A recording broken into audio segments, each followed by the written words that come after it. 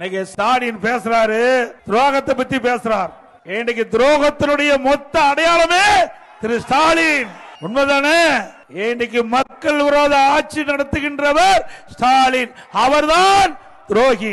இன்னைக்கு உண்ணாவிரதம் நாடகம் நடத்தி ஈழத் தமிழர்களுக்கு துரோகம் விளைவித்த துரோகிகள், கச்சத்தீவை தாரை வார்த்து மீனவர்களுக்கு இன்றைக்கு தீர்க்க முடியாத பிரச்சனையை உருவாக்கிய துரோகிகள். இன்றைக்கு டெல்டா மாவட்டத்தில் மீத்தேன் ஈத்தேன் அந்த திட்டத்தை கொண்டு வருவதற்கு விளை நிலங்களை விவசாயிகளிடத்திலிருந்து பறிக்க முற்பட்ட துரோகி திரு ஸ்டாலின் அவர்கள்.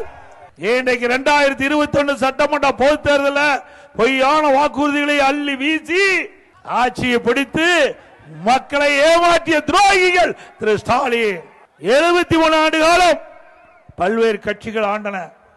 அந்த 73 ஆண்டு காலத்தில் 2021 வரை தமிழ்நாட்டுடைய கடன் 4,85,000 கோடி.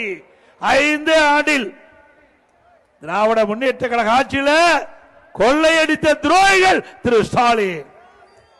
இப்போது புதிய அறிமுகம் ஆச்சி ஹோட்டல் சாம்பார் 50 கிராம் ரூபாய் 20 மட்டுமே.